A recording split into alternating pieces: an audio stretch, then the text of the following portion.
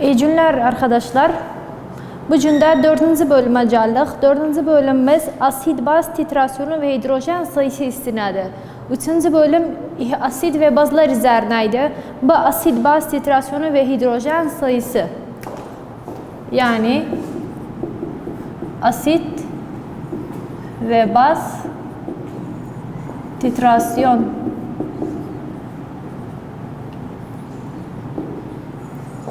biz 3. bölümde asit bazları tanıdık. Dedik asitler ekşimsi bir tada sahiptiler. Bazlar ise acımsı bir tada sahiptiler. İndi bir de gəlağın asit ve bazlar üzerine ki her bir baxağın maddenin pH sayısı ne kadardır?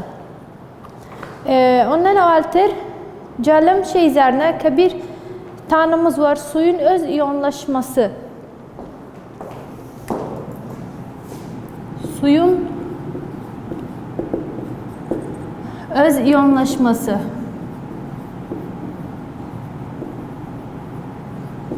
Suyun öz iyonlaşması nedir? Tarifi okuyayım koy bağısı. İki molekül suyun arasında oluşan H yani hidrojen proton taşıması sonucu suyun bir molekülünden diğer molekülüne H3O hidronyum iyonu ve OH hidroksit iyonlarını oluşturan işlemdir.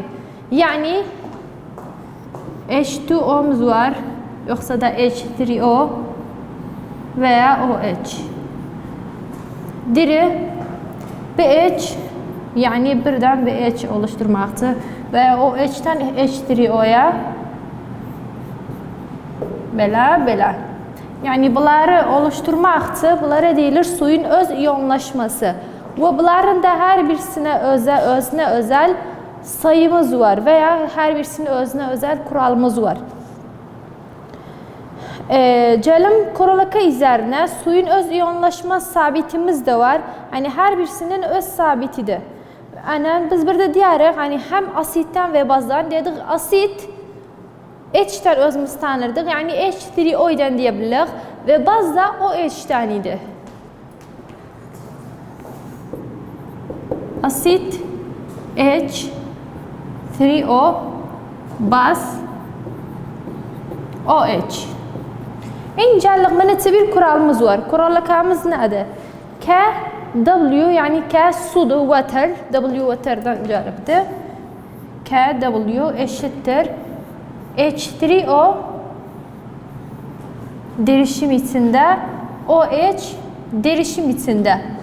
Bir de K su kamil 1 çarpı 10 üz eksi 14'tü.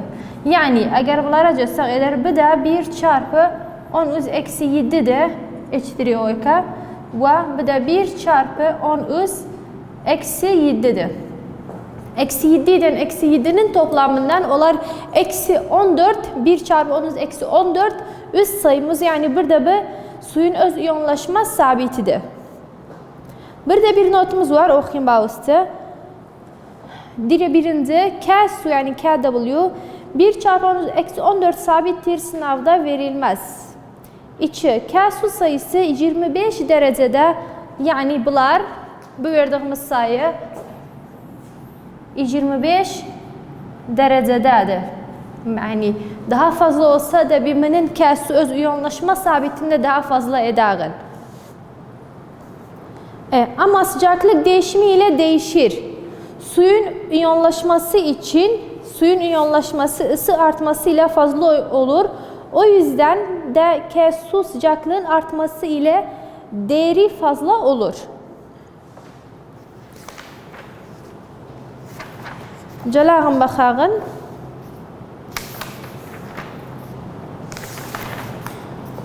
Bir de bir sualımız var, sual hal edağın. Xalq sualaka ne istirir? Diri laboratuvar deneylerinde 1 çarpı 10 üz eksi 4 molarite derişimine sahip nitrik asit çözeltisi hazırlanmıştır. Çözelti içindeki H3O hesaplayınız. B çözelti içindeki OH hesaplayınız. Bamza min silahın.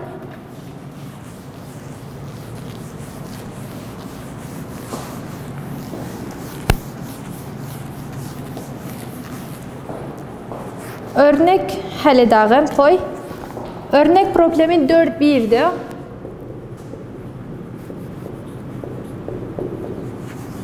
Nağda veripti 1 çarpı 10 üs eksi 4 molarite derişimine sahip nitrik asit yani HNO3.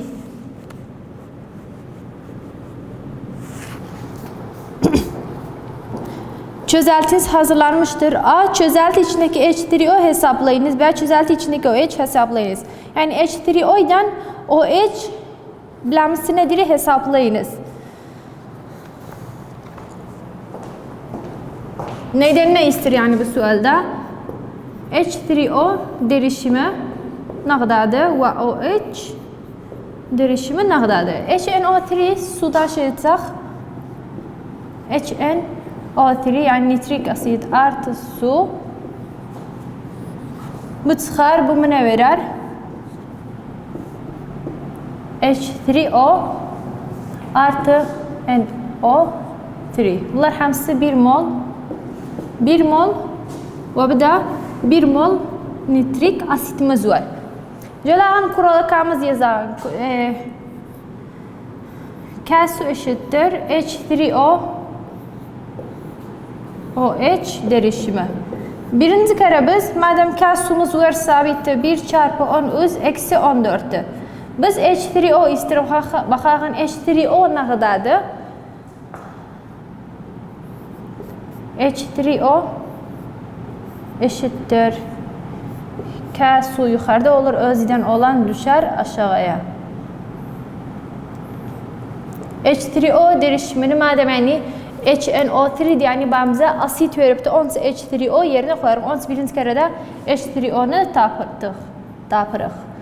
Yukarıda K su değerimiz ne kadardır? 1 çarpı 10 üs eksi 14. Yani birinci kere OH taparıq. Yok.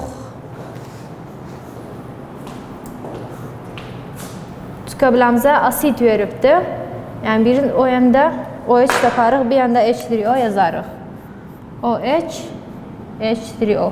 H3O'nun derişimi de veripdi. Ne kadardır? 1 çarpı 10 üs eksi 4.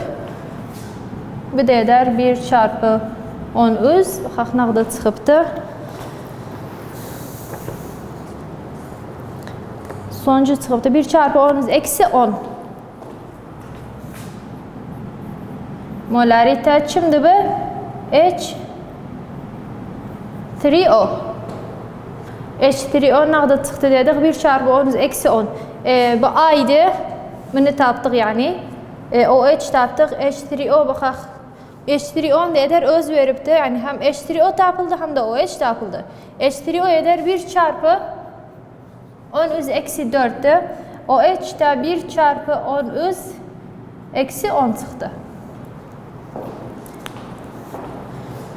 Burada uygulamalı sorular var. 4 soruda bunu özümüz yevde hal ederiz. Hatta daha fazla anlayalım. Bu kerecelerden yeni mevzumuza hidrojen sayısının pH dereceleri. Bir de bakalım pH dereceleri. Bir de baktık derişimi ne kadardır? H3O'dan hidronyum iyondan OH hidroksit baktık derişimi ne kadardır? Bir de geldik hidrojen sayısının pH derecelerine. Burada bir xat açağın. Bu kere pH dereceleri.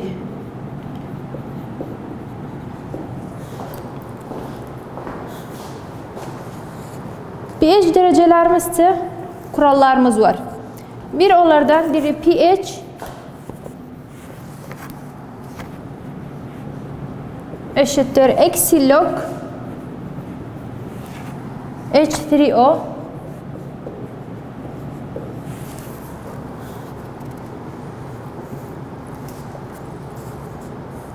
pOH eşittir eksi log OH.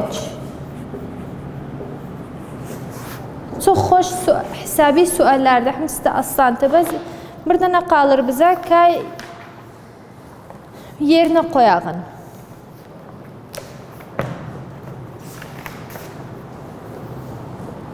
Bir de bir sualımız var. Nedir? 1 çarpı 10 üz eksi 3 molarite NaOH çözeltisinin pH değeri kaçtır? 1 çarpı, yani örnek problemi 4 içidi bu. Yazalım burada.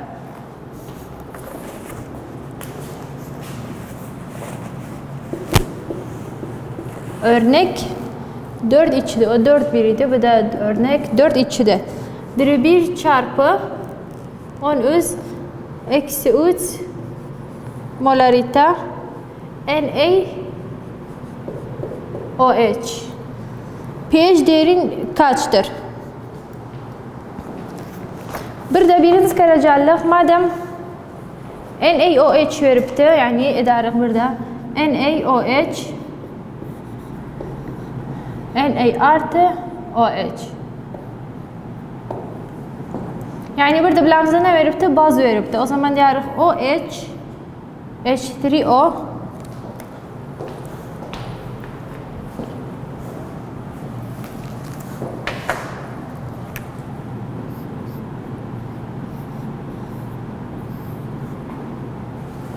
Eşittir O eşittir. Kəsu 1 çarpı 10 üz eksi 14'te. Burada da ne kadardı? Bazen 1 çarpı 10 üz eksi 3 eder 1 çarpı 10 üz eksi 11. Biçimde eşittir O derişimidir. pH değeri neydi? Orada demir pH bilemsiniz. Tabi pH değerini tabi bilemsiniz. Eksi log eşittir O. Bu da kuralımız. pH eşittir eksi log ne kadardı? 1 çarpı 10 üz eksi 11. Bu takriben 11 çıkar şeye göre, hasibeye göre. Tamam, 11'de çıkıptı zaten. Sonucumuz ne kadardı? pH eşittir 11. Bu naksı örneği de hallettik.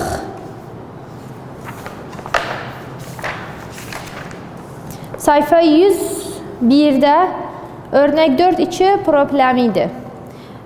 Ondan sonra yine uygulamalı sorular var. O da A, B, C'de 4 soruda.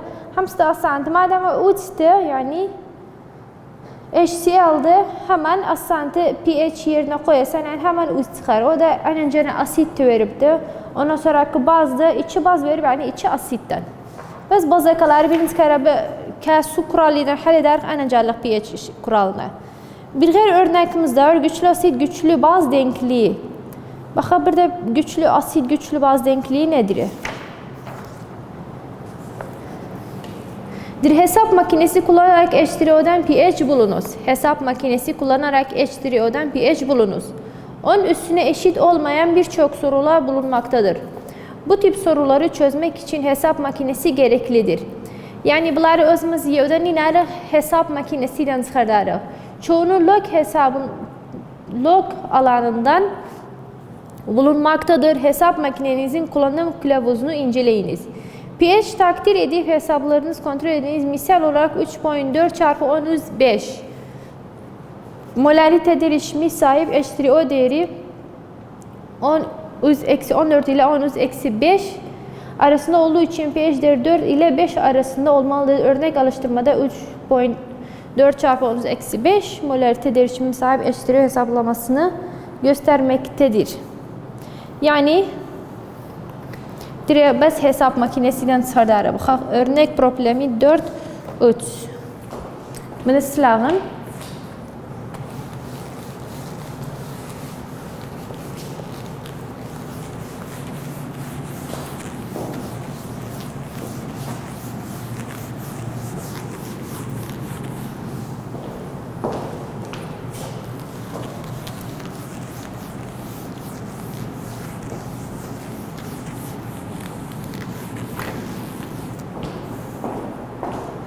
Örnek problemi neçədir? 3.4 çarpı 10 üz eksi 5 molariteye sahip.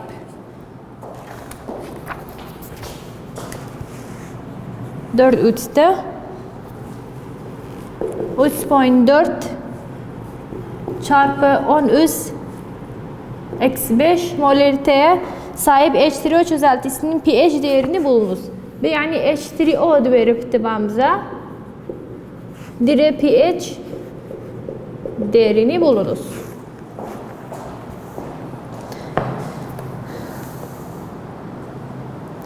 pH kuralımızı yazarıq. pH eşittir eksi log H3O eşittir eksi log H3O nəqdə veribdi biləmizə? 3.4 çarpı 10 üz eksi 5. Anan maqsadı ki orada şərhiyyətdə oxuduq. Kedirimini hesap makinesinden tapabiliriz. Özümüz öz başımıza yani biz matematik şeyi döcülük nədir? Branşımız matematik döcülük özümüz müntəfağın əzbər etmişsək bilağın log 1 nəqdər, log 2 nəqdər, log pointdən nəqdə edər. Onun için bunu həsibənə vursaq daha bizim için kolaytırdı. Daha kolaydı. Bunun sonucu nəqsi 4.47. 4.47. pH'i 4.47'de.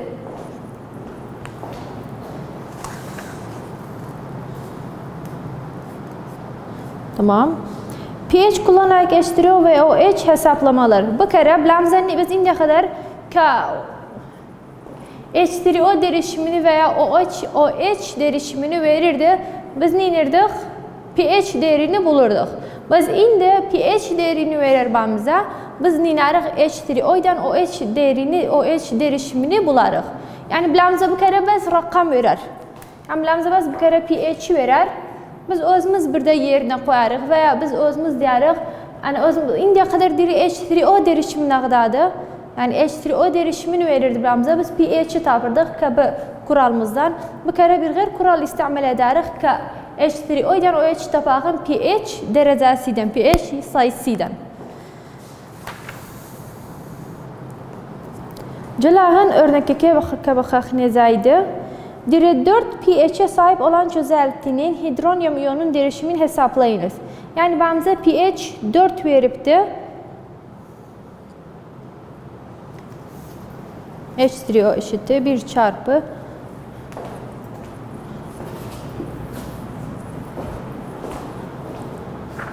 bir de bakaq. Örnek problem 4. Örnek 4. Dire 4 pH'e sahip 4 pH'e sahip olan çözeltinin hidronyum iyon derişimini hesaplayınız. Yani H3O derişimini istirir. 4 pH veripti. Yani burada hesap edəcək antilog vururuq. Biz burada deyəsən H3O eşittir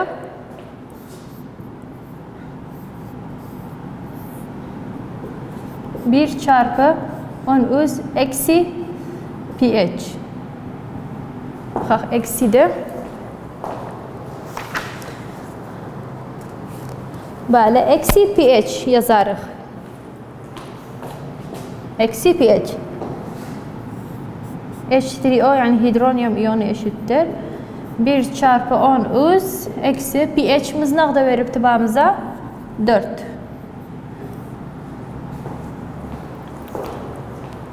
Xax sonuç. Çıxar aynen H3O eşittir 1 çarpı 10 üz eksi 4 molarite. Yani derişimi H3O'nun. Ben yine edebildik OH derişimini tapağın. Ka OH tapmaqçı burada OH eşittir. O kuralıqamız yazarıq K su böyle H3O derişimi. Burada H3O yerine koyarıq. OH derişimini de tapabildik. Celağı bir başka örnekimiz var. Başka örnekte örnek problem 4-5 nedir?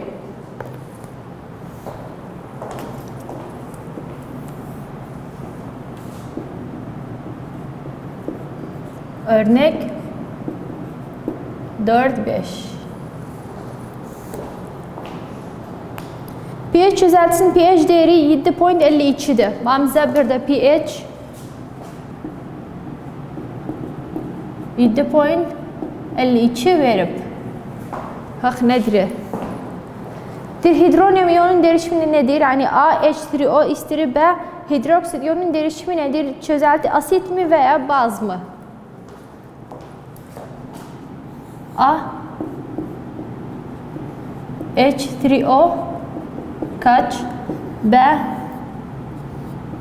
OH derişimi kaç? C, asit mi veya baz mı? A, birinci kara H3O istiri. H3O ne dedik tapmaq üçün? Neynərik? Kuralımızı yazarıq. H3O eşittir 1 çarpı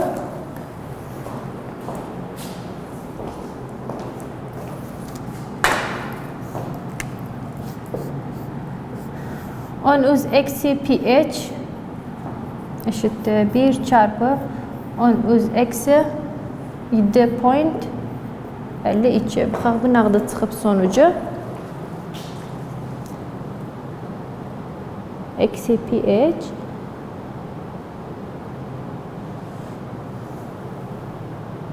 değerinin 7'den fazla, yani 7.52'dir burada. Burada bir başka yoldan həll etdim. Ben hemen şeyini çıxartdım. Baz burada birinci kere madem o pH'dir, yani H3O zaten tamam, H3O buğdadır. Tamam. H3O bu kere OH necə taparıq? K su böyle H3O derişimi eşittir 1 çarpı 10 üz eksi 14 bölü 1 çarpı 10 üz H3O dedik ne kadardı? Eksi 7.52. Bu çıxar aynen 1 çarpı 10 üz eksi 0.752'den ne kadar çıxar? 1.7 belə bilim çıxar. 7.1 çıxar. Eksi 7.1. Burada dire asit mi veya baz mı? Kitapta ne dire? 52. Tamam. Dire 7'den fazla, yani bu çözelti baziktir. Dire madem 7'den fazladır, o zaman bazdır.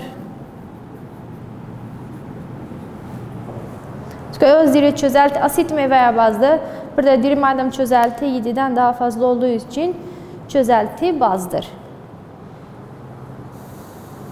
Orada eksi pH edipti. Kitapta eksi 7.52 3 çarpı edipti orada H3O antilogdan vuruptu, pH tapıptı. Tamam. Uygulamalı sorularımız da var. 1, 2, 3, 4 soruda her birisi aynen pH değerlerini veripti. Bizim H3O, OH veya asit mi veya baz mı? Burada aynen özümüz taparıq. Gəlin bazı sorular var. 4-1 izlərini oxuyun bağlısı. Onlar da benim sorulardır.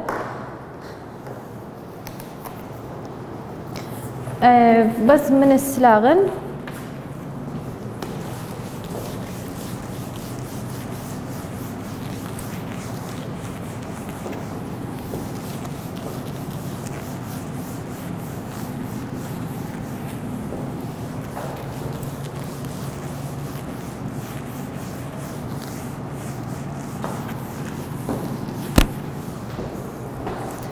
size bir tablo var, istemedim. O tablonu anladım bazen. Burada xatımız var. Bura 7 koyağın. Buradan başlayaq. 1, 2, 3, 4, 5, 6, 7. 8, 9, 10, 11, 12, 13, 14. 1, 2, 3, 4, 5, 6, 7, 8, 9, 10, 11, 12, 13, 14. Burada 7 olsa yani nötrdür. Bir yazarıq nötr. Bir de 1'den 6'ya kadar yani 7'den daha küçük olsa ne diyarıq? Asit.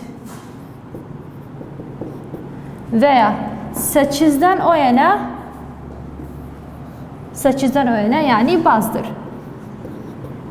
Ve bir de söylekağımızı 10 dedi.